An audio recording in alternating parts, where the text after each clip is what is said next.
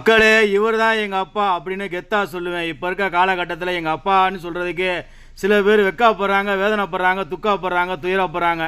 இது என்னத்தை சொல்கிறதுன்னு தெரில. இவர் தான் எங்கள் அப்பா. காலில் செருப்பு இல்லை அப்படின்னாலும் நம்மளை பெத்தெடுத்தாப்புல அப்படிங்கிற ஒரு எண்ணம் இருக்க மாட்டேங்குது. அவர் காலில் செருப்பு இல்லாதனால தான் நம்ம இந்த அளவுக்கு இருக்கோங்கிறது யாருக்குமே புரிய மாட்டேங்குது. பெருமைக்கெல்லாம் சொல்லுவாங்க, இதுதான் உண்மையான விஷயம்.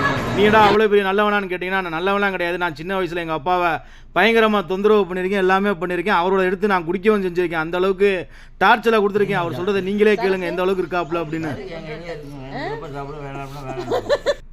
இதுக்கு மேலே நீங்கள் என்ன சொன்னாலும் சரி, எது சொன்னாலும் சரி, இதுதான் உண்மை.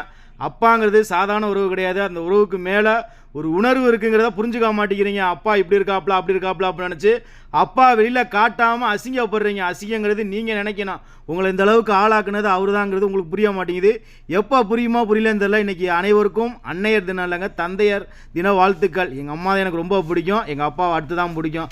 அப்பாவை பிடிச்சாலும் பிடிக்கலனாலும் நம்ம அப்பான்னு கூப்பிட்டு தான் ஆகணும். சில பேர் கூப்பிட்ற கூட தயக்கப்படுறாங்க. என்ன பண்ணுறது, இந்த காலகட்டம் அப்படி ஆகிப்போச்சு.